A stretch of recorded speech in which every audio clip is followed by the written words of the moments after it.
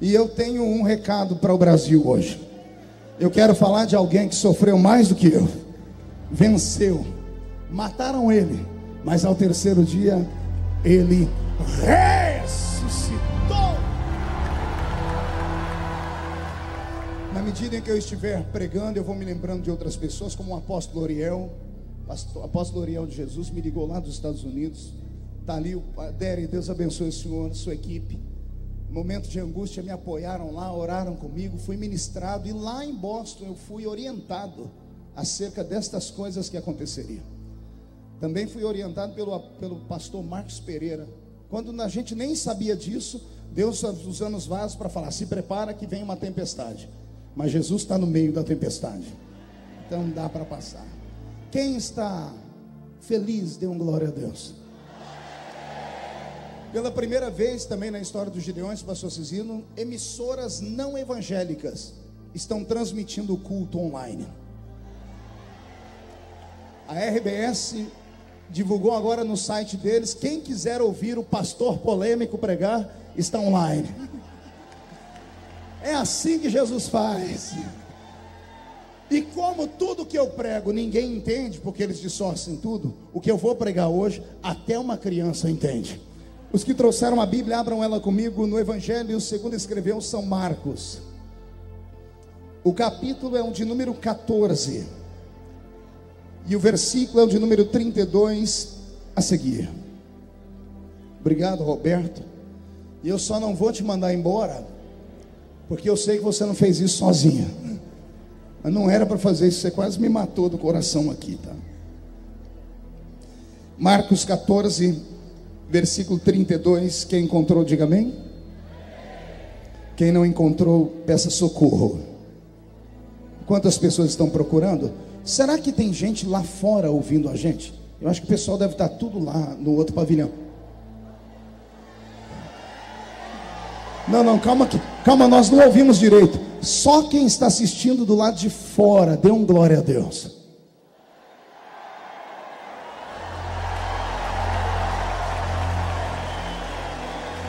Eu acho que é um dos maiores públicos que nós já tivemos no domingo aqui. Glória a Deus por isso, glória a Deus. Fabiana, obrigado. Fabiana foi a minha guarda-costa, pastor Cizino. Ou mulher arretada, viu? E ela falou que o senhor falou que ela vai casar. Eu creio em milagre, né? Marcos 14, verso 32, está escrito assim: e foram a um lugar chamado Getsêmani, e disse aos seus discípulos: assentai-vos aqui enquanto eu vou orar. E tomando consigo a Pedro, Tiago e João, começou a ter pavor e angustiar-se, e disse-lhes: a minha alma está profundamente triste até a morte, ficai aqui e vigiai. E tendo ido um pouco mais adiante, prostrou-se em terra e orou para que, se fosse possível, passasse dele aquela hora. E ele disse: Abba, Pai, todas as coisas te são possíveis, afasta de mim este cálice, não seja porém o que eu quero, mas o que tu queres. E chegando, achou-os dormindo e disse a Pedro: Simão, tu dormes? Não podes vigiar uma hora? Vigiai e orai, para que não entreis em tentação. O espírito na verdade está pronto, mas a carne é fraca. E foi outra vez e orou, dizendo as mesmas palavras. E voltando, encontrou-os outra vez dormindo, porque os seus olhos estavam carregados e não sabiam o que responder-lhe. E voltou pela terceira vez e disse-lhes: dormi agora e descansai, basta, é chegada a minha hora. Eis que o Filho do Homem vai ser entregue na mão dos pecadores. Levantai-vos, vamos, eis que está perto aquele que me trai. E a igreja diz amém. Fecha a Bíblia, coloque no banco, na cadeira, pegue na mão da pessoa mais perfumada do seu lado, aperte a mão dele ou dela com carinho até eles falarem aleluia. Pentecostal que não faz barulho está com defeito de fabricação, não é? Vamos orar. Pai, nós te exaltamos, nós te glorificamos, e nós entendemos que dentro de alguns minutos este lugar ficará pequeno para o tamanho da glória que o Senhor vai mandar do alto dos céus. Daqui a alguns minutos os que vieram tristes começarão a saltar de alegria. Os que vieram se arrastando não voltam se arrastando hoje. Hoje voltarão voando nas asas de um novo tempo. Antes que eu comece a ministrar a sua palavra, cerque este ginásio com a sua glória. E num raio de 5 quilômetros, onde houver um demônio alojado, eu dou a esses demônios agora 5 segundos para sumirem de Camboriú. Porque se não sumirem, serão queimados pelo poder da sua glória que aqui será derramada. Rasga o céu sobre Santa Catarina, meu Deus. E onde houver agora, Deus, um crente te orando, te exaltando, derrama sobre ele a potência do seu poder e da sua glória. Abre o céu, manda anjos de fogo descerem aqui. Que esses anjos comecem a esparramar brasas tiradas do seu altar. E onde houver um crente cheio do Espírito Santo, pega ele, Jesus, mas pega ele agora. Agora.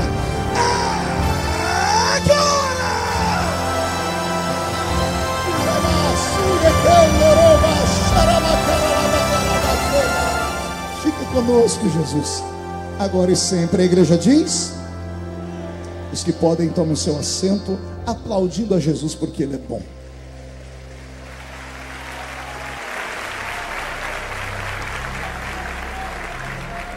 Glória a Deus. Quero fazer menção também do deputado Peninha Mendonça, que é aqui de Santa Catarina. Não sei onde está o Peninha. Deus abençoe Vossa Excelência por ter vindo. Também o vice-prefeito da cidade de Blumenau está aqui. Está ali com seu filho. Glória a Deus. Olhe para o seu irmão e diga: está preparado? Alguém trouxe lenço nesta noite? Quem não trouxe lenço, prepare a manga da camisa, a ponta da gravata, porque nós vamos receber um batismo de quebrantamento aqui nessa noite. Amém. Vou pedir para que o pastor Roberto mude a música. E antes de pregar, quero explicar porque vou pregar esse texto. É uma oportunidade única, porque amanhã milhares de pessoas vão acessar o site para saber o que foi que eu preguei. Eu estou orando para Jesus salvar todos os jornalistas do Brasil. Tem alguns que já estão com raiva de mim. Nunca uma notícia durou tanto tempo. Já são quase 80 dias. E nesses 80 dias eles foram obrigados a revirar a minha vida inteira. E pegaram mensagens que eu preguei aqui nesse púlpito há 14 anos atrás, pinçaram palavras polêmicas e jogaram para a mídia secular, tentando macular a minha imagem diante do povo, desenhando uma figura de um monstro. E se eu fosse um monstro, não teríamos essa multidão aqui me ouvindo nessa noite. As minhas pregações não despertam ódio, elas despertam nas pessoas a consciência dos seus pecados. E o homem, quando é afrontado com os seus pecados, ele tem duas opções: ou ele se converte, ou ele cria raiva das pessoas que estão falando a verdade. O homem sobre quem eu vou pregar nessa noite foi crucificado, quase foi escalpelado vivo. E o único pecado, entre aspas, que acometeram a ele, porque de fato ele não cometeu nenhum, foi ele ter falado verdades. E a verdade tem que ser dita, custe o que custar, doa a quem doer. E como pregador do evangelho, eu tenho um compromisso acima do compromisso de deputado federal. Eu estou deputado, mas eu sou pastor. Amanhã posso não estar mais deputado, mas serei pastor até a volta de Jesus de Nazaré. Então podem caçar o deputado, mas nunca vão caçar o pastor. Querem criar leis para colocar pastores na cadeia, mas ainda que formos para a cadeia, lá dentro pregaremos o evangelho de Jesus Cristo, porque para isso estamos aqui. E outra coisa, vai uma palavra que poucos vão entender, só quem é espiritual: eu estou aqui, mas eu não sou daqui. Eu estou nessa terra, mas a minha terra celestial está preparada. E se a trombeta tocar essa noite, daqui só 2 subir, eu tenho certeza que eu sou o primeiro. Quem é o segundo e vem junto? Então dá um berro para acordar Santa Catarina toda. Glória a Deus. Eu tento hoje explicar as minhas posições, as minhas atitudes. Tento explicar hoje porque é que eu falo o que falo, penso o que penso. E tudo isso através da minha motivação. O que me motiva a lutar pela família, o que me motiva a lutar pelos pensamentos da igreja, é a história que nesse momento eu passo a contar. Respire fundo, olhe para o seu irmão e diga: ouça com o coração agora. Pastor Roberto, mude a música para mim. Era uma noite parecida com essa. Só não era o mesmo dia da semana, mas era uma noite depois de um dia afadigado de lutas, de coisas gloriosas que aconteceram, testemunhos. Todos haviam lavado os pés, as mãos, agora estão assentados ao redor de uma mesa. E aquele que sempre é o mais alegre naquela mesa, nesse dia não está alegre. Seu semblante está descaído. Ele pouco fala nessa noite, Heron, a quem eu agradeço por todo o aparato e organização aqui dos Gideões. Deus abençoe vocês, viu? Virou meu guarda-costas também, daquele tamanho ali, ó. I love you. Era uma noite como essa, mas como eu disse, aquele que é sempre o que traz a alegria está triste, sentado talvez no meio da mesa ou na cabeceira. Os que estão ao redor dele não compreendem por que o semblante dele está descaído, o olhar está quase que perdido. Até para partir o pão, ele partiu o pão com ressalvas. O coração dele palpitava muito. E houve um momento que ele não aguentou a emoção e disse: um entre vós vai me trair. E quando ele diz isso, ele choca os que estão ali. Um olha para um, que olha para outro e pergunta: serei eu, serei ele? E Jesus revela: aquele a quem eu der esse bocado de pão. Se eu estivesse naquela mesa, eu jamais estenderia a mão para pegar aquele pão. Você estenderia a mão para pegar ele? Ele revelou antes: aquele a quem eu der esse bocado de pão. E não é que Judas estende a mão para pegar o pão. Naquele momento a mente de Judas trava. Ele pouco estava prestando atenção no que Jesus estava falando, porque ele não se importava mais com o mestre. E naquele momento foi revelado o traidor. A ceia seguiu. Eu não sei como, não sei o que é que os discípulos fizeram naquele momento quando descobriram que Judas era o traidor. Talvez o próprio Senhor tenha soprado sobre eles um vento de glória e apagado da memória deles aqueles últimos segundos. Terminaram a ceia. Ao terminar a ceia sempre tinham algo para contar. Nesse momento está todo mundo perdido, porque as pessoas estão envergonhadas pelo momento. Começam a se levantar pedindo licença, e pela primeira vez Jesus olha um a um e diz: não saiam daqui, fiquem comigo hoje.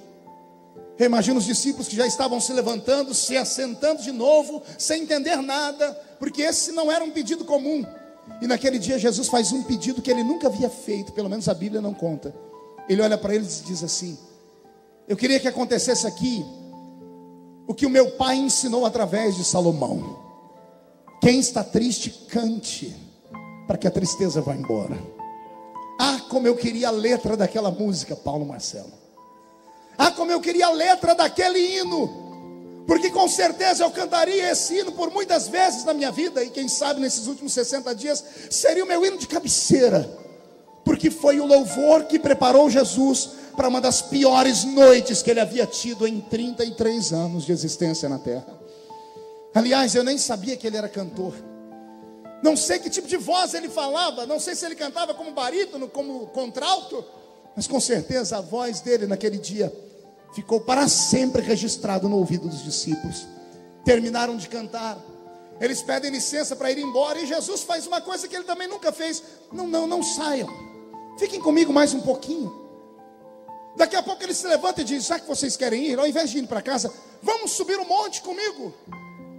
Todo mundo se entreolha e diz: ele não está bem. Quer perguntar o porquê?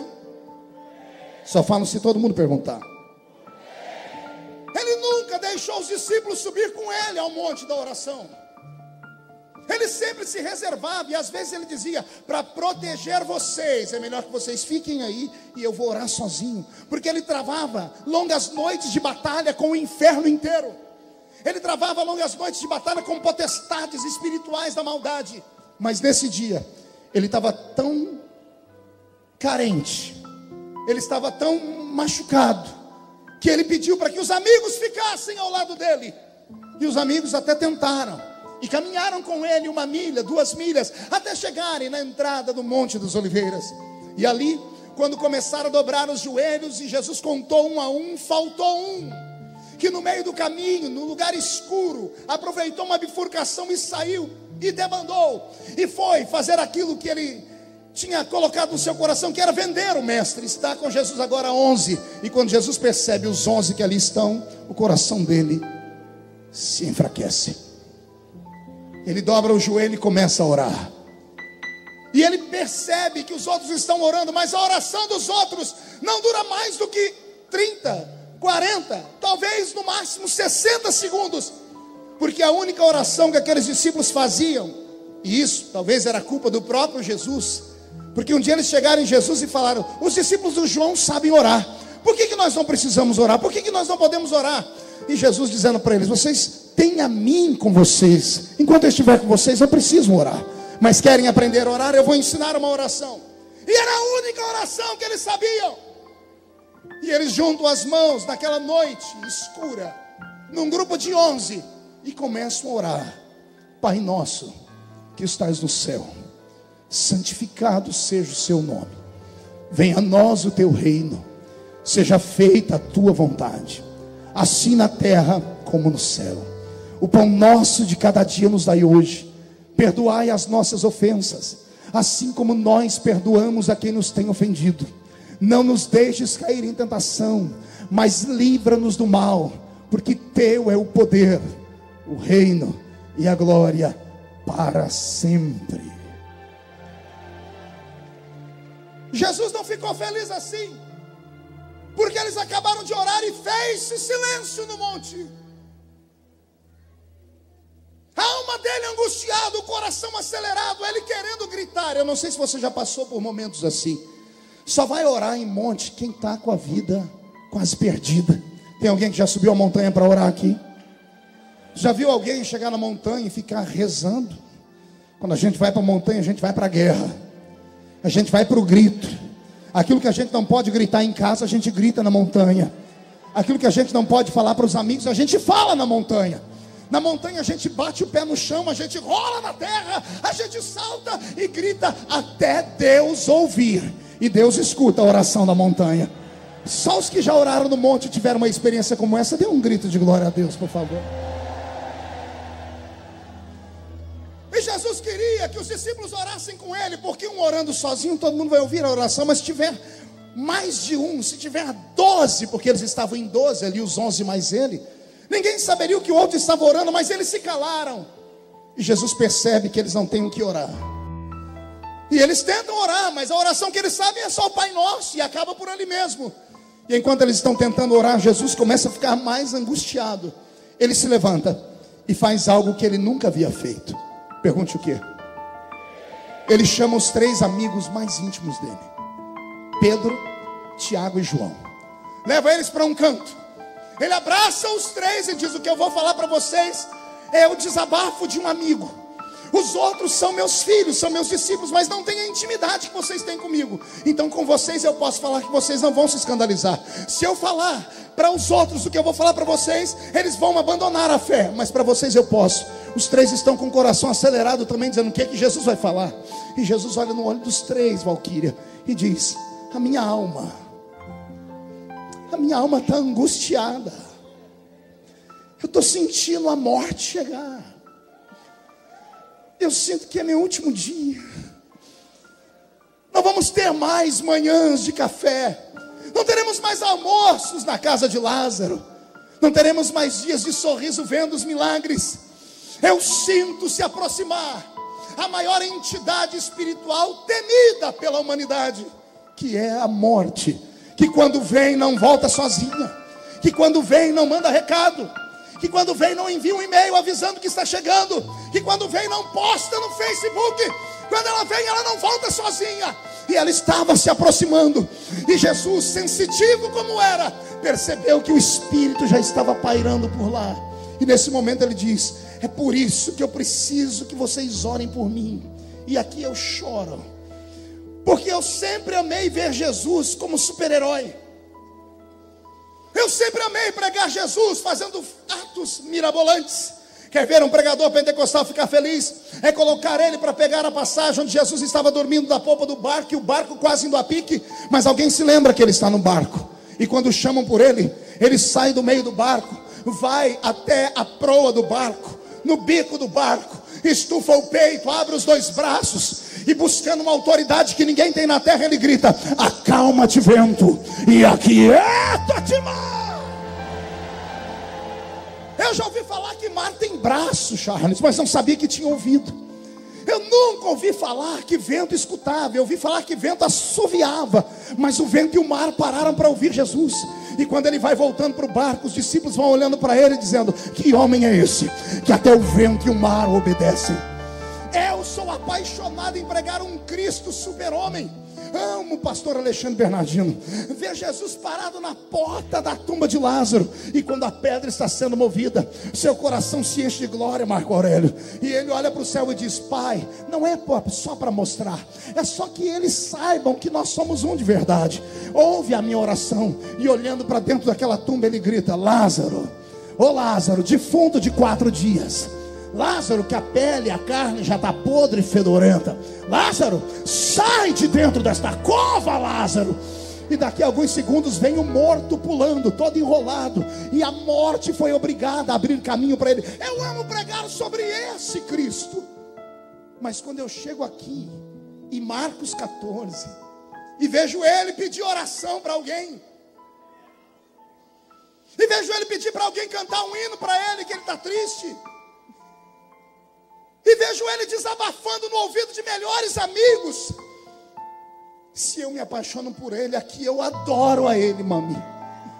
Eu adoro, porque é um recado que ele está mandando para nós. Você pode operar milagres, você pode ser um exímio pregador, Júnior Bola, você pode convencer multidões, mandar o mar calar e o vento, mas tem dias na sua vida que você não consegue carregar a cruz sozinho. Tem dia, Paulo Marcelo, que precisa de um sirineu, como você pregou hoje de manhã. Tem dia que a gente precisa de alguém que tem um coração aberto para estar conosco. E aqui eu adoro Jesus, porque se ele passou por um momento de dúvida e angústia, eu não sou de aço, os que estão na frente não são de aço. E é por isso que eu vim aqui hoje te dizer que o mais fraco crente aqui entre nós é mais forte que o inferno inteiro de pé. Vou falar mais uma vez para que o inferno escute. O crente mais capenga que chegou aqui chamando Jesus de Genésio, o crente mais capenga que ao entrar aqui desafiou Deus dizendo: é meu último dia, não volto mais aqui se o senhor não falar comigo. Esse crente, ele é justificado por Jesus Cristo, ele é perdoado por Jesus Cristo e será glorificado por Jesus Cristo. E se tem alguém que concorda comigo, dá só mais um grito de glória. Contando para eles o que ele estava sentindo, ele não disse que estava com dor de dente, nem com a mente doendo, ele disse que estava sentindo a morte chegar. Nem mesmo isso fez os discípulos orarem com ele. Quando eles começam a orar o Pai Nosso, pastor Vanderlei Canceliano, e terminam, Jesus disse assim mesmo: tem cruz que a gente tem que carregar sozinha, nem o melhor amigo pode acompanhar a gente. Ele levanta Newton e vê todo mundo dormindo, o coração está na mão. Ele entra pelas pairagens daquele jardim, do Jardim das Oliveiras, o jardim do Getsêmani. Getsêmani significa prensa de óleo. Ó, para onde está indo a oliveira verdadeira? A oliveira da verdadeira está entrando dentro do jardim e se planta no chão daquele lugar, sobre uma pedra. Pelo menos é assim que os maiores artistas pintaram a cena. Eu posso vê-lo com seus cabelos, sua barba, ajoelhado, olhando ao céu, com um olhar perdido, com um olhar de angústia. E naquele dia, o que eu conto agora é algo que penso eu, não diz a Bíblia, digo eu. Havia um silêncio mórbido naquele jardim. Os grilos não grilavam, sapos não coachavam, pássaros não piavam. Alguns minutos antes de Jesus entrar ali, Deus e o diabo se encontraram naquele jardim, fizeram um acordo. Deus disse ao diabo: você não vai atormentá-lo aqui com seus demônios, e eu não colocarei meus anjos aqui para fortalecê-lo, porque neste momento a decisão é dele, e só dele. Não há influência. E quando ele se põe naquele jardim em oração, Ele sente o medo, porque ele enxerga tudo antes da hora. Ele é Deus. Ele é o que, igreja? Não ouvi, ele é o que?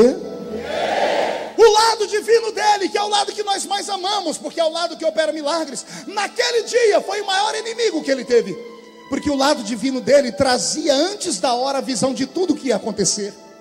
Segundos antes de tudo, ele antecedia o fato e via. Ele enxergou, por exemplo, toda a humilhação que sofreria com Caifás. Ele enxergou por antecipação a humilhação que ele sofreria com Pôncio Pilatos. Ele sentiu por antecipação o flagelo que sofreria lá no jardim, que daqui a pouco eu falo. Também sentiu o peso da cruz e toda a angústia. E quando ele sente tudo isso ao mesmo tempo, o coração dele dispara. E aqui eu falo sobre um estudo que fiz. Nenhum ser humano suporta uma emoção tão grande. O coração de Jesus Cristo era para ter explodido naquele momento. Era para Jesus ter infartado. Mas ele estava proibido de morrer de infarte, porque gente infartada não pode salvar o outro. Tem que ter um sangue derramado.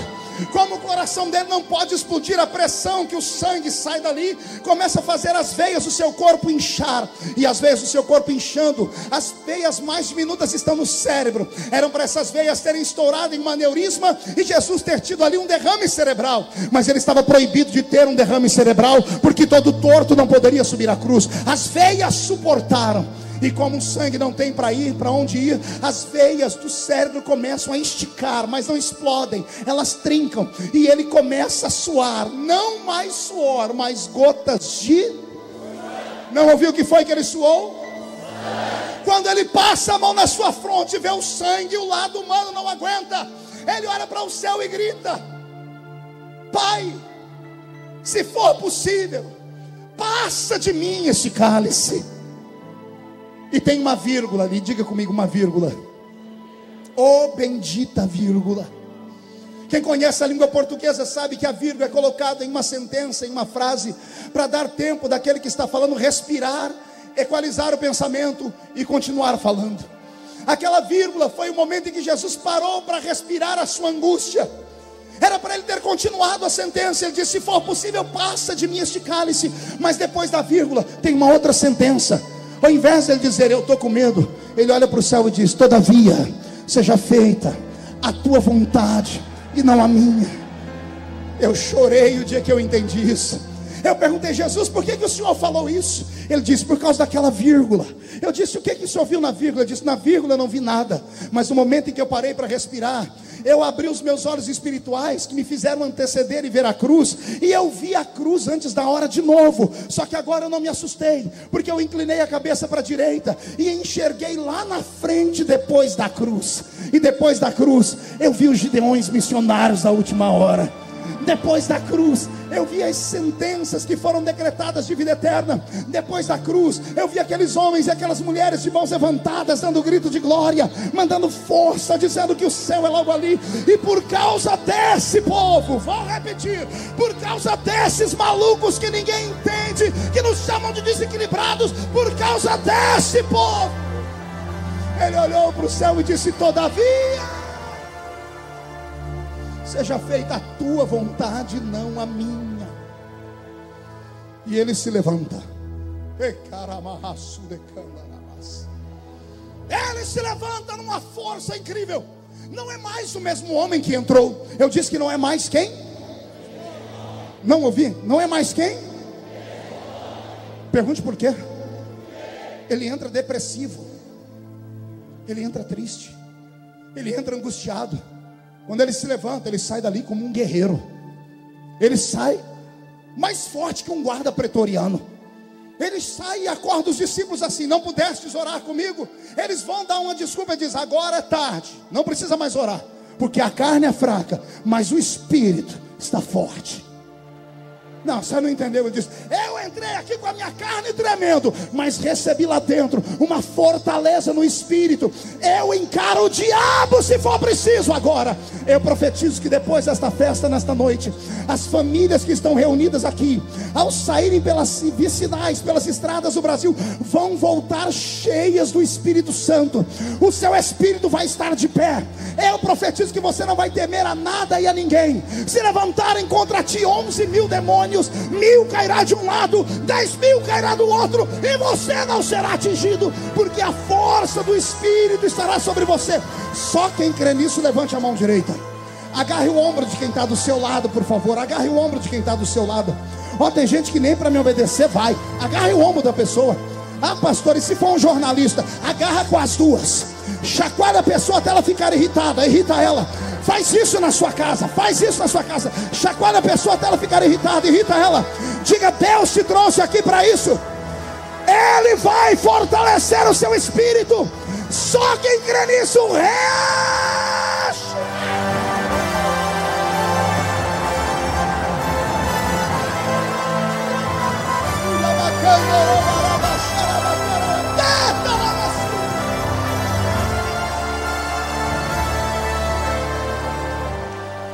Vou contar uma coisa que desceu do céu agora. Você não sabe o poder da sua fraqueza. Não, isso veio do céu, desceu agora. Vou repetir. Você não sabe o poder da sua fraqueza. Quando um crente está fraco, ele coloca Deus de pé no trono. Deus não consegue ser Deus na vida de crente forte. Vou repetir de novo, parece heresia, mas não é não. Deus não consegue ser Deus na vida de crente forte, porque o crente forte confia no braço dele, confia no joelho dele, confia no bolso dele, confia na convenção dele, confia na igreja que está com ele, confia no trabalho dele. Agora o crente, quando está lascado, quando está vendendo almoço para comprar janta, quando está sofrendo mais do que sovaco de aleijado, quando ninguém dá nada por ele, nesse momento ele se joga no chão e diz: papai, eu não aguento. Aí Deus se levanta e diz: é para você que eu sou Deus. Onde você não vai, eu te levo. O que ninguém faz por você, eu faço. Eu profetizo que os fracos que vieram aqui, porque os fortes já foram embora, mas os fracassados que vieram aqui terão uma surpresa esse ano. 2013 será o ano da revolução na sua vida. 2013 será o ano da glória de Deus na sua vida. Só quem crê nisso, tira o pé do chão para adorar agora. Deixa eu ver.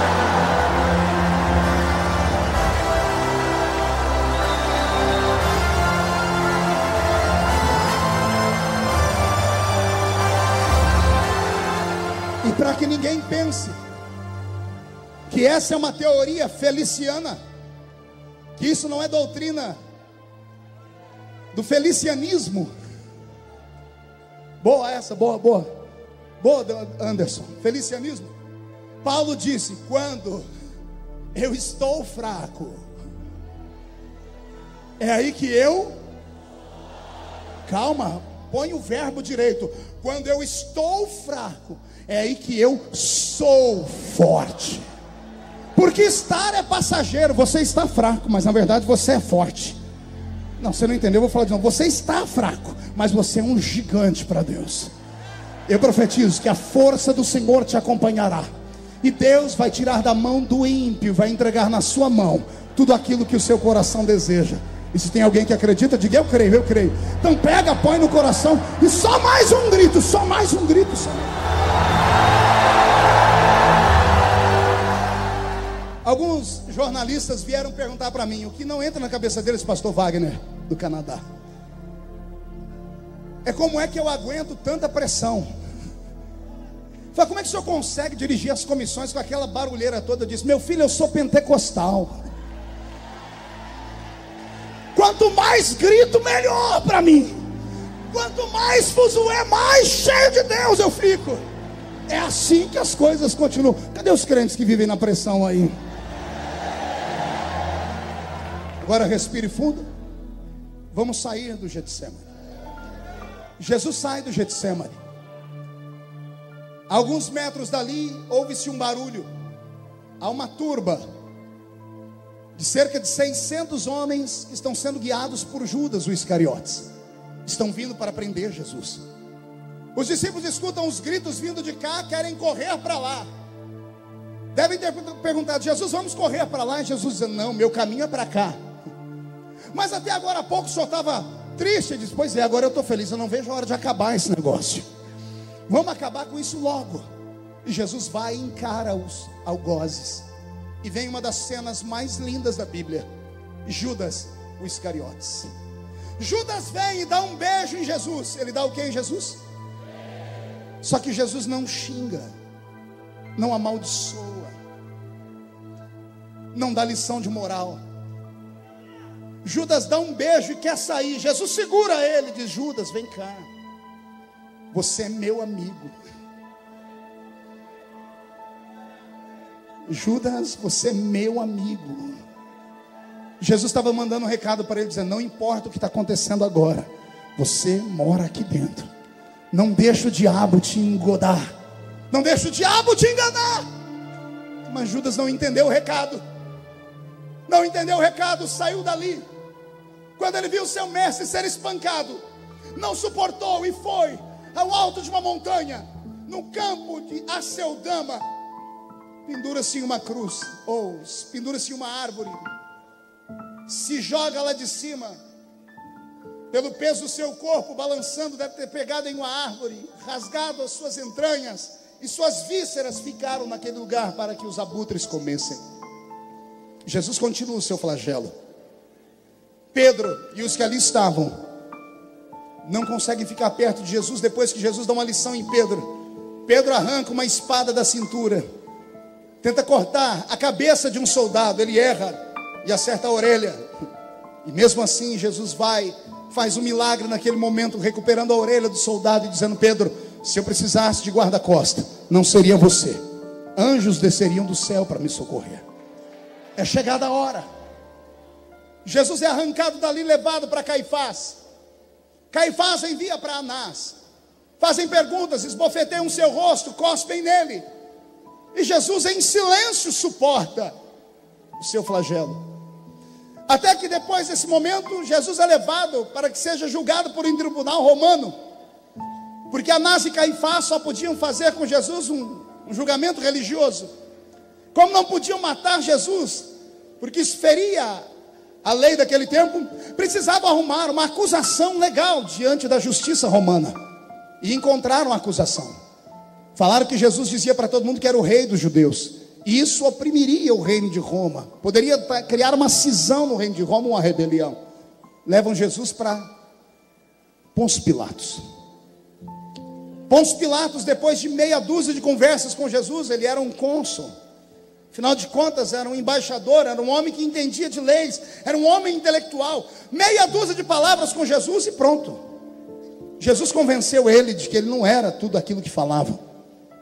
Tem acontecido isso comigo nesses dias, né? Depois de apanhar bastante, me deram a oportunidade de falar na imprensa, na televisão. Depois de 3 programas de televisão, mudou a cara do Brasil acerca da minha pessoa. Porque pessoas intelectuais pararam para ouvir e viram que mentiras caem por terra quando a verdade aparece. Teve um dos entrevistadores, eu não vou dizer o nome, foram 3, né? Se eu dizer o nome fica ruim, mas quando terminou, ele veio e me deu um beijo e disse: você me convenceu. Se você me convenceu, você convence qualquer pessoa. Eu tenho até medo de ir na sua igreja e acabar me convertendo lá, pela pregação da palavra. Pôncio Pilatos tenta encontrar um subterfúgio. Ao invés de matar Jesus, porque os judeus tinham sangue, que estavam com sangue nos olhos por Jesus, ele promove um massacre do corpo de Jesus. Jesus é levado para o alpendre da sua casa.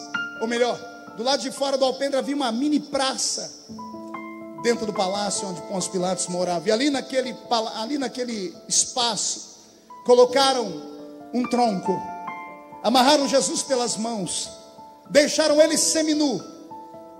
E 2 soldados pretorianos começam um flagelo que resultou em quase 500 cortes nas costas de Jesus. Foram 39 chibatadas, uma quarentena de açoites menos 1. 39 chibatadas com um chicote chamado azorrague. Azorrague era um chicote com 12 tiras de couro.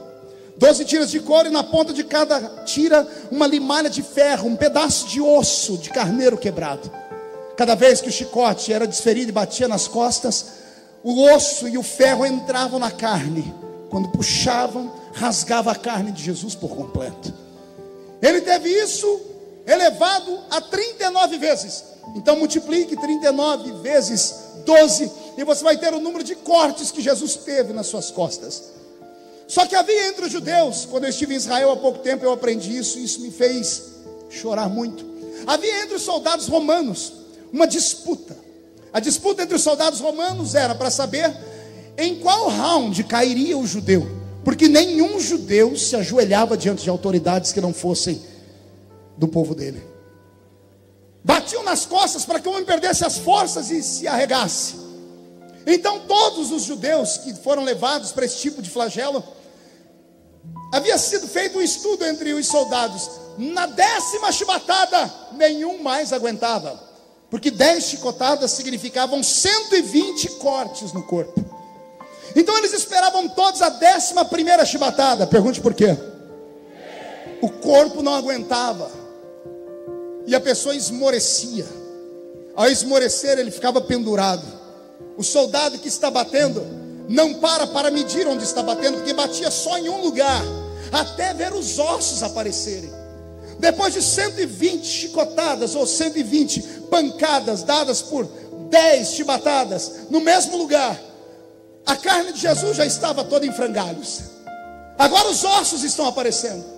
Quando o corpo dele esmorece e ele cai, o soldado não para abaixar junto com o corpo dele. Ele continua dando a 11ª chibatada no mesmo lugar. Só que agora o corpo de Jesus caiu. A 11ª chibatada não pega mais as costas, pega no ombro, pega no pescoço, pega no rosto.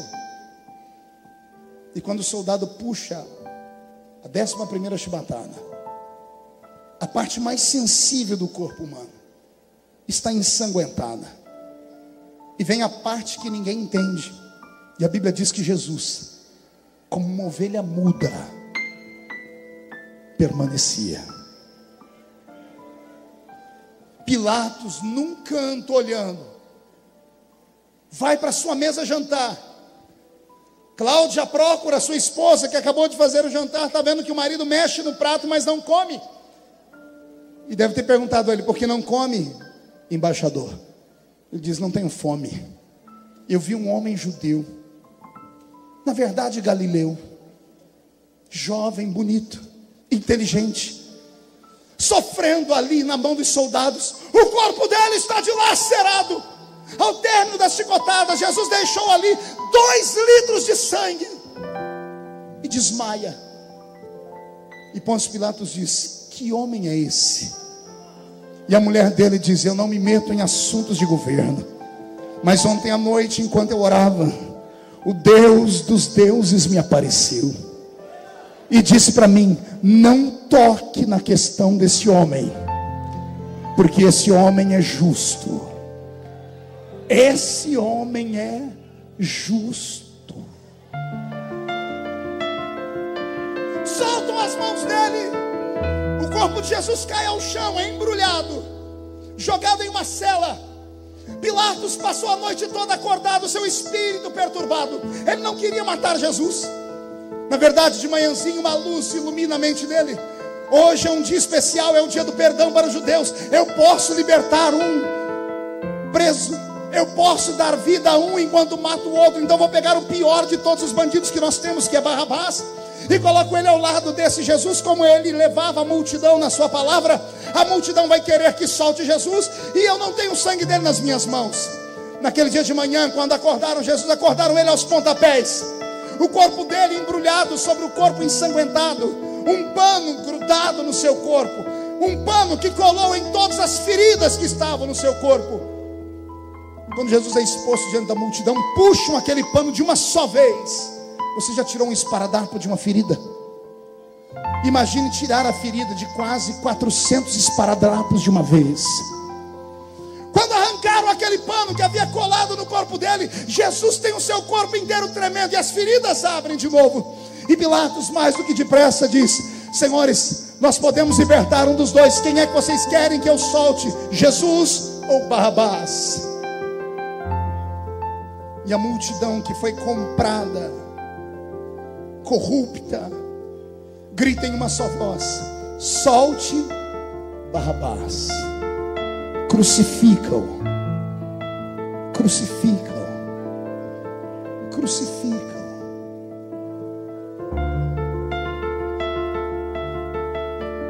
Pilatos lava as mãos. Seja feito o que vocês querem. O corpo de Jesus é arrastado, colocado na mão de ferozes guardas pretorianos que eram amantes da tortura. Eles pegam o patíbulo da cruz, que era a parte onde se colocava as mãos, e deixam preparados num canto. Começam a preparar o corpo de Jesus com um cortejo de horror. Pegam uma coroa de espinhos e dizem: já que você é rei, eis aí a sua coroa. Fincam na cabeça de Jesus uma coroa com espinhos que chegavam a ter de 11 a 12 centímetros de tamanho. Espinhos capazes de vazar uma madeira de acácia, a madeira usada para fazer a arca da aliança. Fincam aquela coroa na cabeça de Jesus. Cospem nele. Arrancam a sua roupa. O pano já havia arrancado. A roupa que é colocada sobre nesse momento é arrancada também. Ele fica seminu. Uma vez seminu, ele é exposto à vergonha. As pessoas pegam um patíbulo da cruz e colocam nos seus ombros, e começa a via da crucificação. Se um dia você for em Jerusalém, vá na via da crucificação. Tem uns 14 lugares onde Jesus esteve, onde o seu corpo tombou, onde ele caiu. As pessoas que deveriam amá-lo, lutar por ele, gritar por ele, não fizeram. Aqueles que ele curou, alimentou, podiam ter feito alguma coisa naquele momento, mas não fizeram. E ele solitário andou por aquela via, caindo, capengando, se levantando, até que encontram no meio do caminho o Cirineu.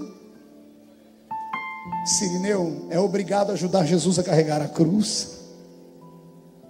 A forma de Jesus dizer a mim e a você: quando a cruz estiver pesada e cair no chão, vai ter alguém para te ajudar. Mas vem um recado: é doloroso, mas é verdadeiro. Nem sempre será aquele que você espera. Geralmente a ajuda vem de onde você não espera. Geralmente Deus vai levantar um estrangeiro para te ajudar. Recebe esta profecia? A sua luta você não vai passar sozinha. Se os seus irmãos te abandonarem, se todo mundo te abandonar, nem que tenha que vir um estrangeiro te ajudar, você vai caminhar e vai ter alguém do seu lado. Se você concorda comigo, dá mais um grito de glória.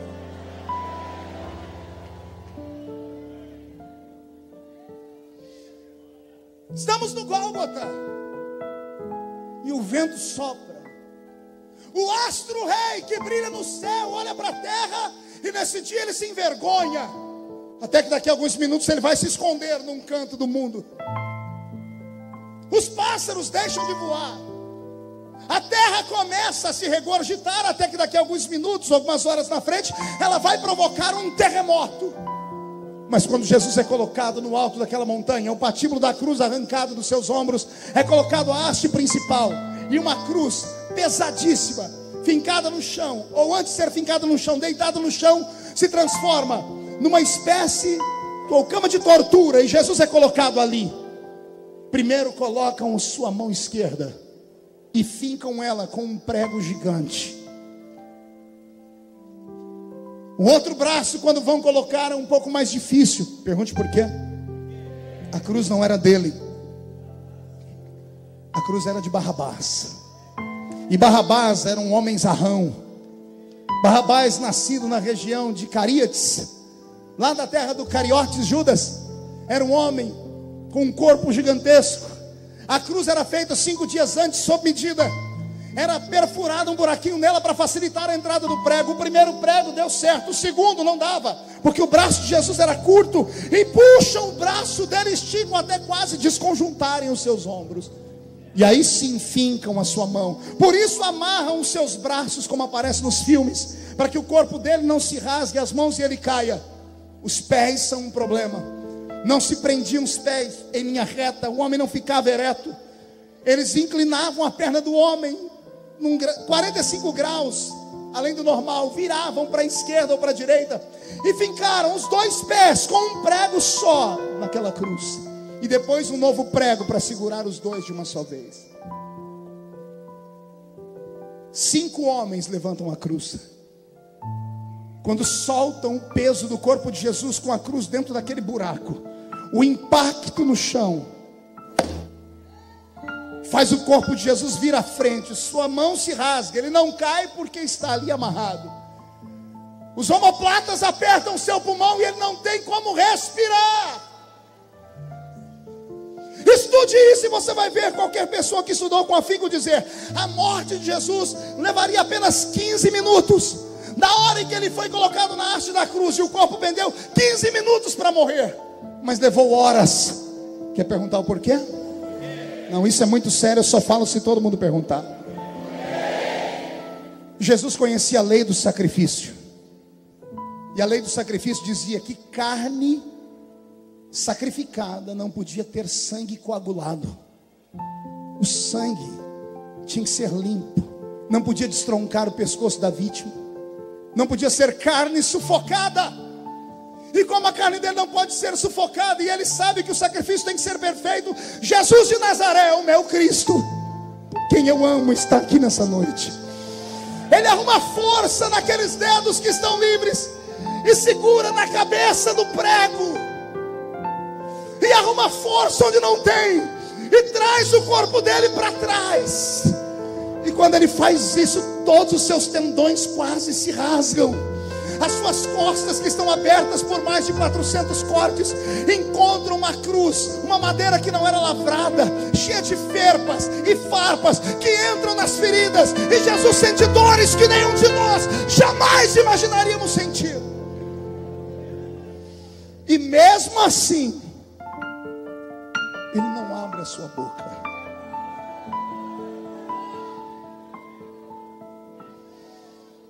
Aos amigos que estão nos ouvindo, é por isso que eu não renuncio.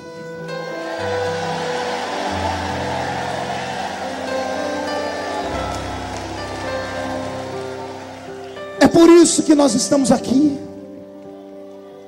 Vocês não entendem as nossas loucuras, os nossos gritos, debocham das nossas rododinhas, debocham das nossas coreografias, debocham dos nossos aleluias e dos nossos gritos. Mas fique tranquilo, quanto mais vocês colocam a gente na mídia, a gente não se envergonha disso, porque nós não somos pautados pela mídia. Não sou pautado por artistas.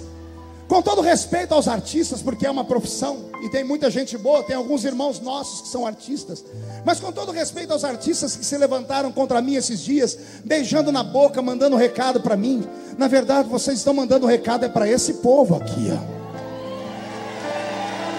Na verdade, ao invés de vocês fazerem um ato que para vocês é bom, vocês estão arrancando sentimentos que estavam esquecidos de uma família unida. O pai não aceita isso. Nenhum pai cria o filho para ver porcaria na frente dos olhos dele. Nenhuma mãe cria sua filha para que ela tenha uma vida estranha fora do futuro. A família é criada para adorar a Deus. A família é criada para adorar a Deus. É isso. E sabe o que eu queria fazer aqui agora? Agora é hora da polêmica. Vamos para o Jornal Nacional de novo.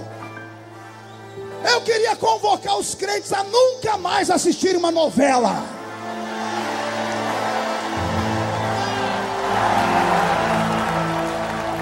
Sabe quando é que eles vão sentir o peso da nossa fé? É quando pararem de vender jornais para crente. Quando nós pararmos de comprar jornal, pararmos de comprar revista, pararmos de assistir televisão, pararmos de comprar os produtos que eles usam para praticar essas imoralidades. Esses homens só sentem o peso no bolso. É hora de reagir.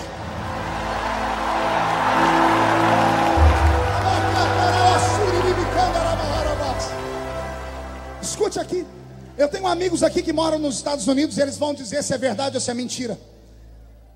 O conglomerado Walt Disney, há alguns anos atrás, não faz muito tempo, criou dentro do Walt Disney uma praça com detalhes de coisas que são contra a família. No dia da inauguração, foi um fiasco. Pergunte por quê. Só fala se todo mundo perguntar por quê. As famílias cristãs americanas, eu não estou falando crentes, estou falando cristãs, boicotaram, foram para frente da Disney, fizeram um cordão e não deixaram ninguém entrar. Você não entendeu? Vou repetir. Fizeram um cordão na entrada, ninguém entra. Um dia, 2 dias, 3 dias, no 4º dia acabou. Foram lá e desmontaram aquele negócio. Lá é um lugar de família.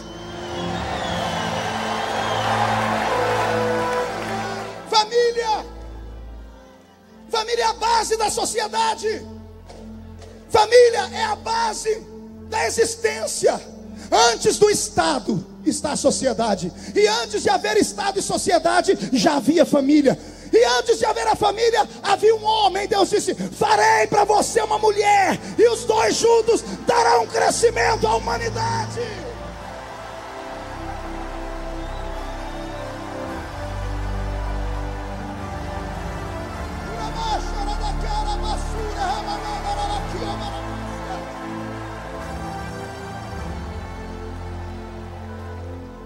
Tudo que eu estou passando é por causa deste livro. Eu estou sofrendo por causa deste livro. Eu fui citar Gênesis, me chamaram de racista. Fui citar Romanos, me chamaram de homofóbico. Eles odeiam esse livro. Mas esse livro não odeia eles. E hoje eu vou convocar essa igreja para nós fazermos uma oração, para vermos até o ano que vem o maior número de conversão jamais visto nesse país.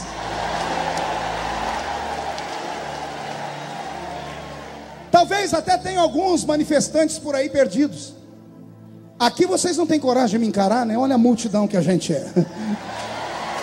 Mas teve alguns lugares do país onde eu fui, que eles tiveram coragem de ir. Interessante, é que eles iam num grupo de 20 e 30. No final saía só 25, 26. Aí eles perguntavam: cadê os outros? Estão lá na frente do púlpito da igreja chorando. Aceitaram Jesus como Salvador. O evangelho é poderoso, amigo. Eu não te odeio. Menino, eu não te odeio. Menina, eu não te odeio. Eu te amo. Eu queria que você conhecesse o que eu conheço. Eu queria que você conhecesse esse Cristo que sofreu na cruz por você. Eu queria que você entendesse que o que está acontecendo na sua vida é apenas um fenômeno comportamental que pode mudar. Que pode mudar. Eu vou repetir: pode mudar, porque Jesus transforma a água em vinho. O mel Jesus transforma. A Bíblia diz que ele encontrou uma prostituta. 15 minutos depois de falar com a prostituta, ela já era missionária. A mulher samaritana, ela encontrou Jesus, negou água para ele. Jesus disse: se tu soubesses quem sou eu te daria água, e quem bebe dessa água nunca mais tem sede.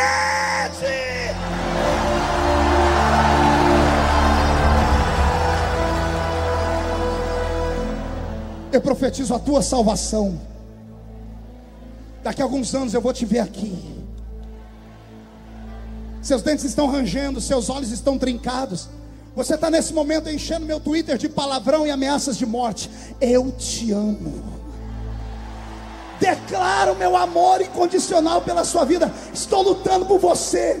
Você tem que se lembrar que você só está aí agora com essa raiva toda, e só está vivo porque um homem e uma mulher fizeram você.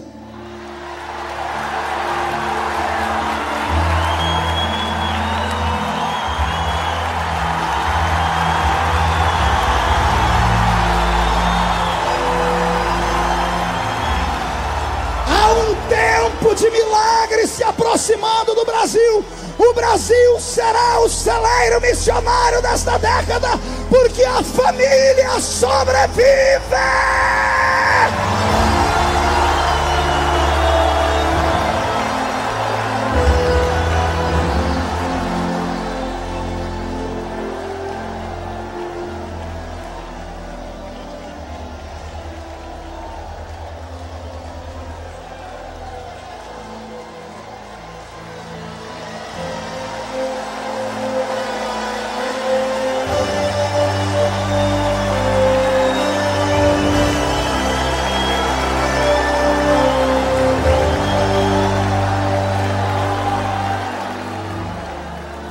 Preste atenção.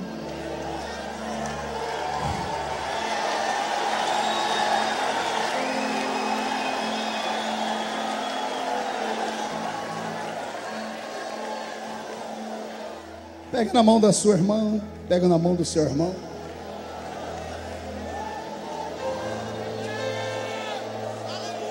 Jesus está no alto da cruz.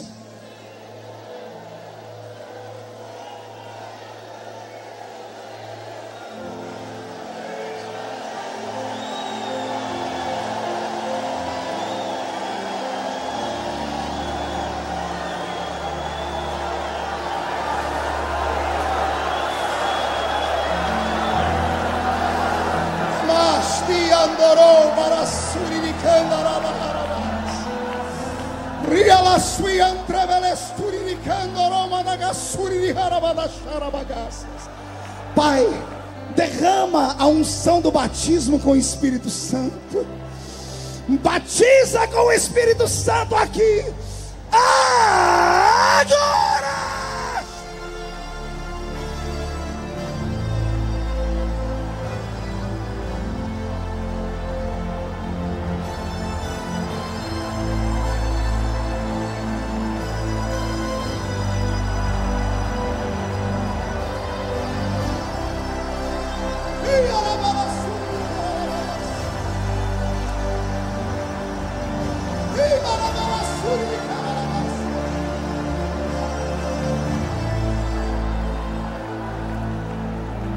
Estou sentindo uma autoridade de Deus aqui.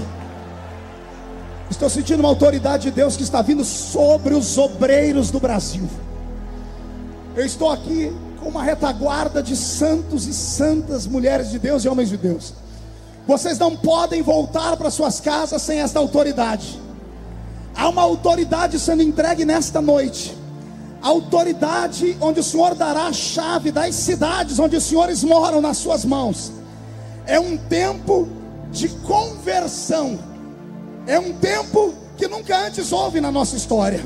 Eu tenho dificuldades em lidar com esse tipo de revelação instantânea que vem. Estou tentando explicar. O Senhor está dizendo ao meu coração que a nação brasileira será usada como um breque. Nós seremos usados como freio no carro do anticristo. O carro do anticristo está acelerado na Europa, está acelerado na América do Norte. O carro do anticristo vem pelo apoio das grandes governanças. O carro do anticristo vem debaixo de uma palavra chamada progressistas. E acorde, escute, vou denunciar.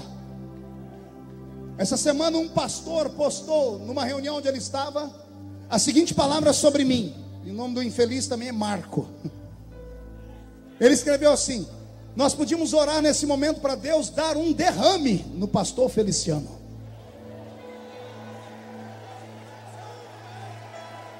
Vocês leram isso? Amém. Tem pessoas aceitando Jesus como Salvador.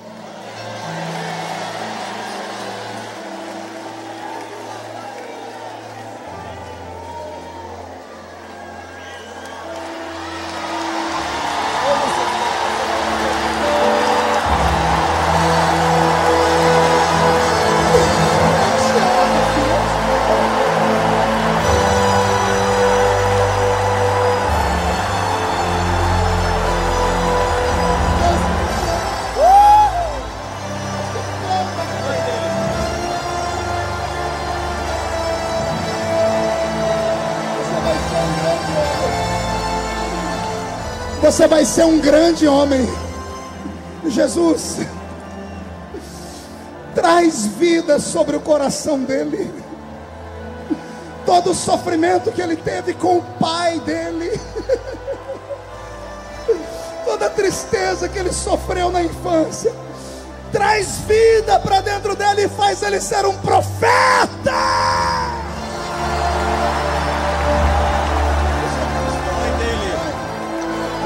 Seu filho, você vai ser um profeta, vai ser um profeta.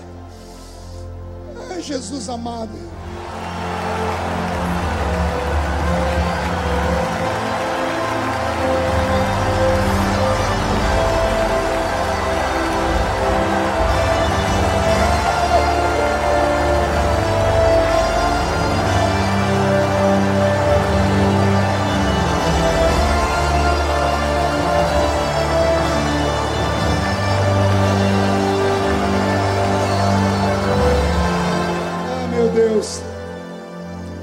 Coloque ele aqui perto da gente para cultuar aqui perto.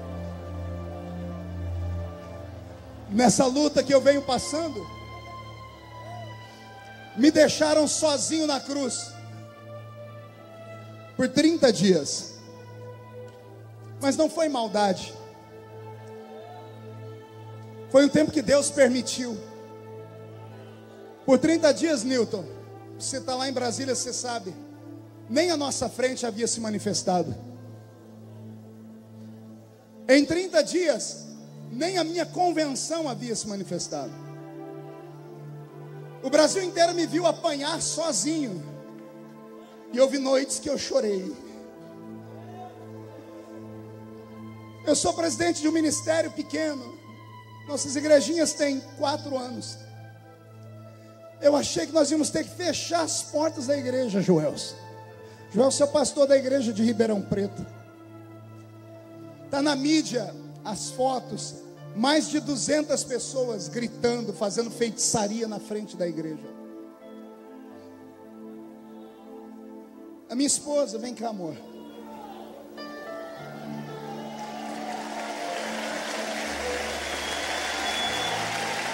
Para vocês eu posso falar que são minha família. Contraí uma doença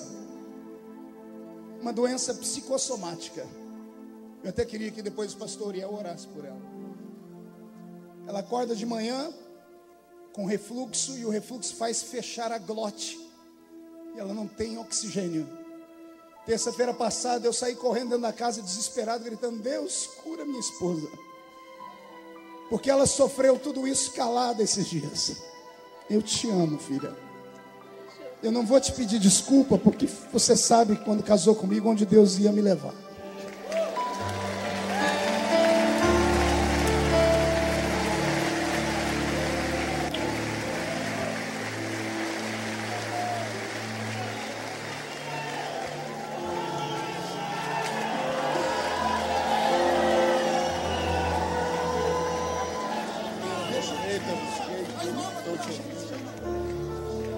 Meu Deus, o meu filho.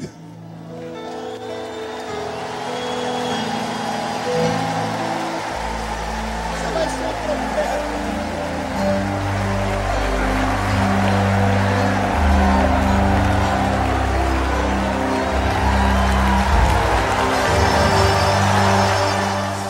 Imagem e semelhança de Deus. Imagem e semelhança de Deus. Imagem e semelhança de Deus.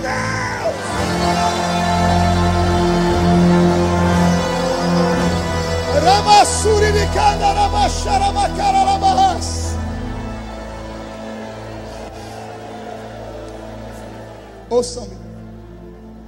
Eu estou indo devagar, eu estou deixando Jesus fazer. É melhor deixar Jesus fazer. Nesses últimos 60 dias, as minhas agendas acabaram. Quase liguei para o senhor, pastor Uriel. O senhor fazer umas agendas para mim na América. As igrejas aqui no Brasil, a maioria delas, todo mundo sabe que eu tenho uma agenda concorrida. Eu chego a pregar 20, 22 dias por mês. E as igrejas desmarcaram, porque os ativistas vão para a internet e ameaçam, falando que vão fazer manifestação com trio elétrico. E eu não vivo de salário de deputado. Eu tenho estrutura muito grande, tenho programa de televisão, tenho missionários que eu sustento, tenho famílias. E houve dias desses últimos 2 meses que eu falei: Jesus, acabou tudo. O que eu vou falar agora é uma coisa muito particular. Pegue na mão de quem está do seu nome. Karen, vem cá, filha. Essa é a minha filha mais velha. Linda igual o pai, não é? Tem o mesmo temperamento que o meu. Brava que só Jesus na causa. Quando ela fez 15 aninhos, eu estava passando uma situação difícil. Eu falei: filha, papai não vai te dar festa de 15 anos, mas quando você fizer 18 anos eu vou te dar um carro. E ela aceitou. Filha boa faz isso.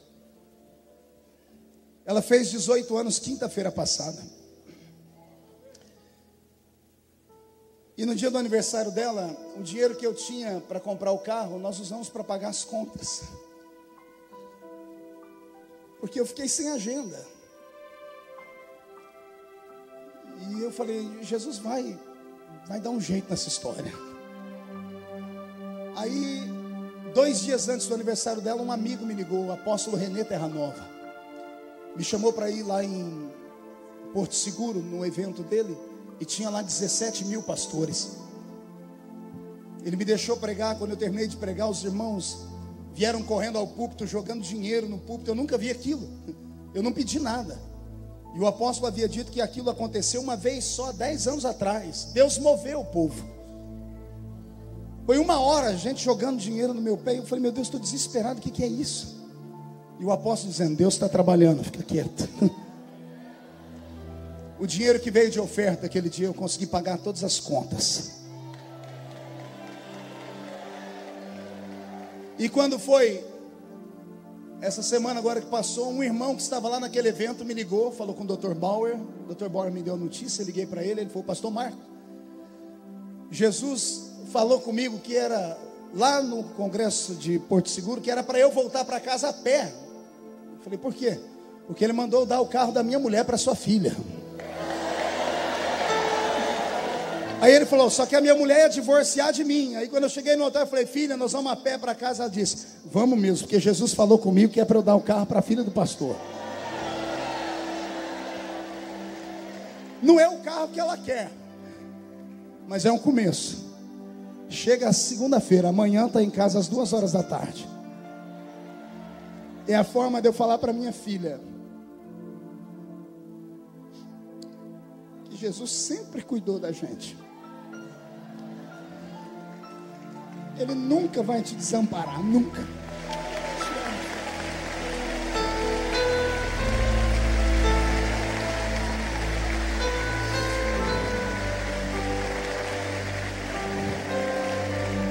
Pensamos que estamos sozinhos na cruz, mas não estamos. Respira fundo, pega na mão de quem está do seu lado. Oh, glória! Jesus olhou para cima, o céu fechou. Ele olhou para frente, todo mundo que ele curou e abençoou virou as costas. Mas quando ele olhou para baixo, estava lá a mãe e o melhor amigo. Era Jesus dizendo, quando você estiver crucificado na cruz, todo mundo pode te abandonar, menos a sua família, menos o seu melhor amigo. Jesus te trouxe hoje aqui, para antes do culto terminar, você já começar a preparar seu telefone. Você vai mandar uma mensagem para o seu pai, para sua mãe, para sua esposa, para o seu marido, para o seu filho, para o seu primo. Vai haver um mover de Deus antes da meia-noite na sua casa. O milagre que você estava esperando já está chegando. É por isso que eu amo a esse Cristo.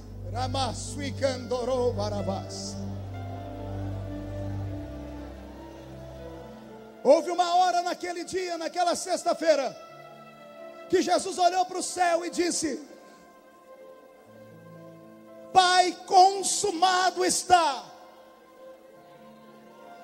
E eu entrego na sua mão meu espírito. E tendo dito isto, Jesus expirou. Ele morreu. Assim. Quando Jesus expirou, o que saiu de dentro dele era o Cristo que estava dentro dele. Quando o espírito, o fôlego de vida saiu de dentro dele, olhou para baixo e disse para o corpo pendurado na cruz: fica tranquilo aí, eu vou sair, mas daqui 3 dias eu venho te buscar de volta.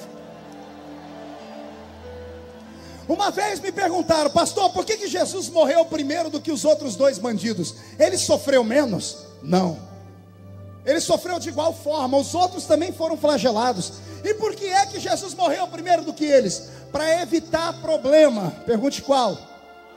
Toda vez que a morte cruzou o caminho de Jesus, ela se deu mal. Jesus atrapalhou o velório da filha de Jairo. Jesus parou o cortejo fúnebre do filho da viúva de Naim. Jesus entrou no cemitério e trouxe de volta Lázaro. A morte não tem vez com ele. Jesus disse para mim: filho, se os outros 2 que estavam à esquerda e à direita morressem primeiro, era morrer e ressuscitar, porque perto de mim a morte não fica. A morte não fica. Respire fundo. Ele morreu. E a Bíblia diz que, tendo morrido, o seu espírito desceu às regiões mais baixas. E antes da ressurreição trouxe consigo um cativeiro. Trouxe consigo o quê? Pergunte o que é isso, pastor. Todos os que morreram antes de Jesus tiveram uma chance da salvação. Todos os que morreram antes de Jesus tiveram uma chance da salvação. Senão Deus seria injusto. Quando Jesus morre, nesses 3 dias que ele desaparece, ele desce às profundezas do Hades. Ele vai no seio de Abraão. E todos os que morreram antes dele tiveram a chance de encontrar nele o Messias. Pode imaginar ele entrando lá no cativeiro, abrindo as portas, porque a chave da morte está na mão dele. E ele dizendo: Lázaro, ou melhor, antes de lá, vamos pegar os mais antigos. Daniel, sai para fora, Daniel. Mas quem és tu, Senhor? Eu sou aquele que fecha a boca dos leões. Jeremias, sai para fora. Mas quem és tu, Senhor? Eu sou o oleiro e tu és o vaso. Ezequiel, sai para fora. E quem és tu, Senhor? Eu sou o anjo que tem o cordel na mão de medir e meço as águas do avivamento.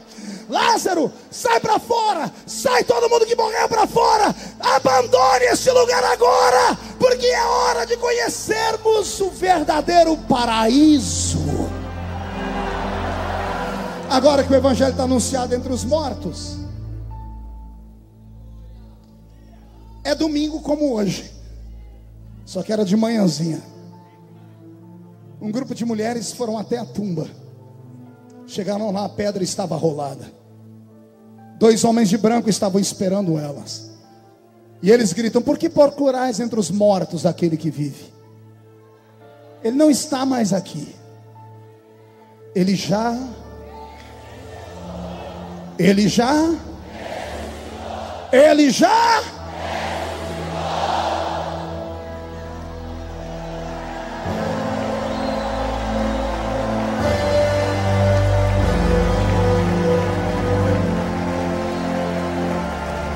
segura a mão do seu irmão de novo. Eu estou terminando, eu encerro aqui. Ressuscitou. Apareceu por um período de 40 dias a quase 500 irmãos. Marcou um encontro com eles no pé de uma montanha, em Atos capítulo 1. Dialogou com eles alguns minutos, e enquanto dialogava, foi subindo ao céu. Uma nuvem começou a elevá-lo. E enquanto ele estava subindo até os olhos não mais o verem, os 2 anjos que estavam na tumba, que vieram escoltá-lo, voltaram, porque os discípulos estavam olhando para o céu. Os anjos desceram, cutucaram o ombro deles e disseram: por que estão olhando para cima? Do jeito que ele foi, qualquer dia desse,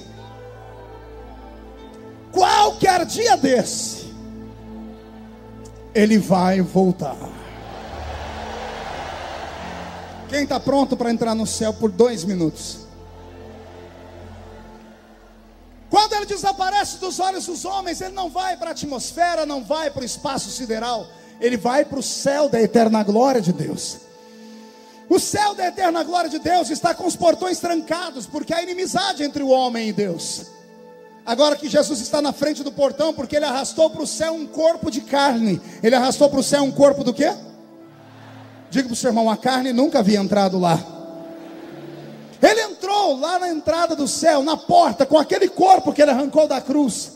Quando ele está na porta do céu, com aquele corpo estranho, os anjos que estão guardando a entrada do céu vêm voando e vêm dizendo: quem é esse que se aproxima aí? Quando olham nos olhos dele, percebem quem ele é, então gritam, que está escrito nos Salmos: levantai, ó portais eternos, para que entre o Rei da Glória. Mas os anjos que têm a chave do céu estão lá dentro. Eles vêm voando, vêm correndo e vêm gritando: mas quem é este Rei da Glória? Os que estão do lado de fora abrem as asas e gritam: o Senhor dos exércitos, poderoso na batalha. Ele é o Rei da Glória.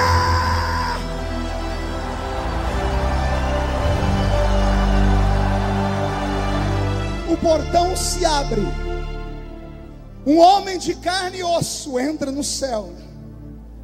Quando seus pés pisam as ruas da Nova Jerusalém, ele cumpre a lei. É possível ser homem, nascer aqui nessa terra, viver uma vida de tribulação e depois ir morar no céu. Você não entendeu? Eu vou falar de novo. É possível ser de carne e osso, comedor de arroz e feijão, e quando morrer, ir morar no céu. Amigo que ouviu esta pregação evangelística, talvez se o pastor Cisino me chamar para o ano que vem, eu venho com a mensagem pentecostal. Mas eu não podia perder essa chance de evangelizar o Brasil nessa noite. E falar para você que está em casa, que existe o céu, em contrapartida existe o inferno. Que existe Deus, e se existe Deus, existe o diabo. Que existem anjos, se existem anjos, existem. Quando morreres, para onde irás? Quando eu era menino, cantava uma música que me dava arrepios. Ela dizia assim: o homem pode ser famoso no mundo inteiro, ter muitos amigos e muito dinheiro, mas no fim da vida nada pode levar. A multidão levará até o cemitério, mas de lá para frente o caso é mais sério. Não terá ninguém para lhe acompanhar. A Bíblia afirma que depois da morte segue-se o juízo.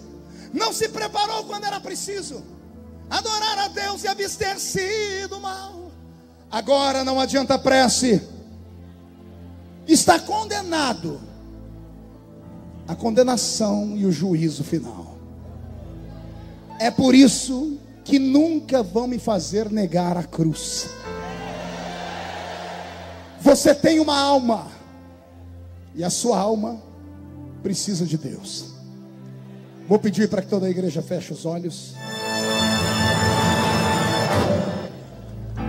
Ó Deus de Israel, eu sei. Apoio o pastor Marcos Feliciano, acreditando na sua força, na sua fé. O pastor e deputado federal Marcos Feliciano representa a minha pessoa. Eu não vim a esse mundo para adorar outro rei.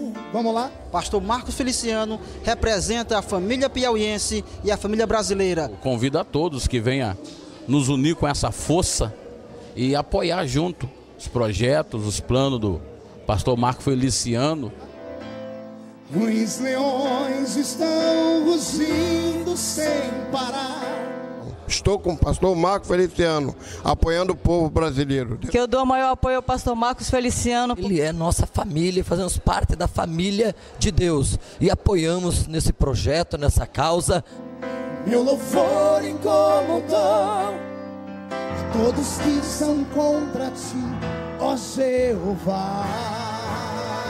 Marcos Feliciano foi um dos pastores que foi usado por Deus para me tirar do tráfico de droga.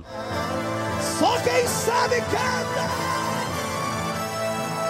Nada pode intercalar. Marcos Feliciano é realmente, legalmente, o representante da família. Estamos junto com o servo, pastor Marcos Feliciano. Apoiamos ao pastor Marcos Feliciano. Marcos, tamo junto, conte conosco. Louvor do meu coração, nos manjares eu abro mão.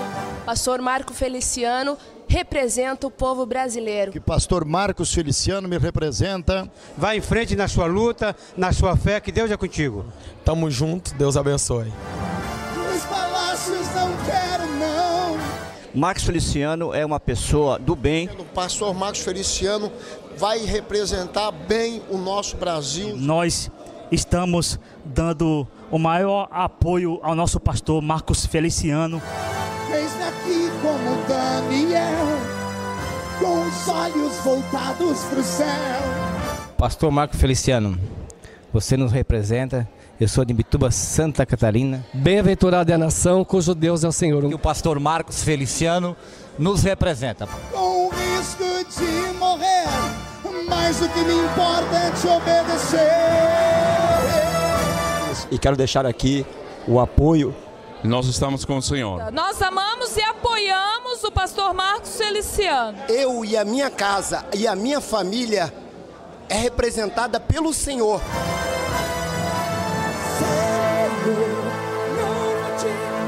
Solte a voz!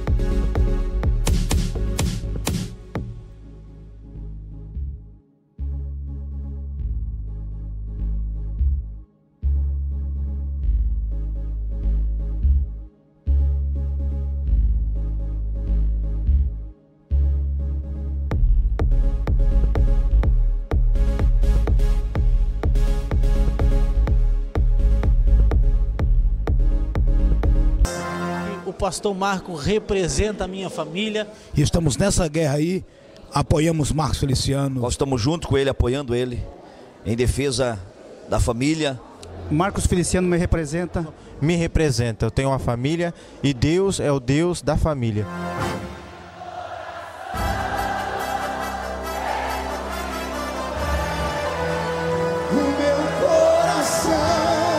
Marcos Feliciano é um homem de Deus. O pastor Marco Feliciano, que é nosso amigo, que é um homem de Deus, tem o nosso apoio. Também apoio o pastor Marcos Feliciano. Vivo só pra ti. É hora de brigar pela família e defender esse homem de Deus que está lá à frente, pastor Marcos Feliciano. E nós estamos dando apoio ao pastor Marco Feliciano. Conte conosco, o povo de Goiás está em peso aí apoiando o senhor, amém? Não abro mão do céu. Estamos juntos para defender o Brasil. A igreja evangélica está aqui unida para isso. Que eu apoio o nosso querido pastor Marco Feliciano. Até diante da morte. O Amazonas está com o Senhor, estamos orando, intercedendo pela sua vida.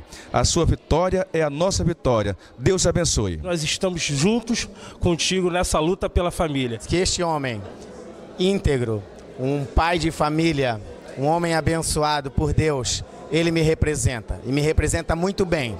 E o que depender de mim, da família Bernardino, dos Gideões Missionários da Última Hora, nós sempre estaremos do lado deste servo de Deus. Prefiro ser fiel. Cadê o grito de glória a Deus?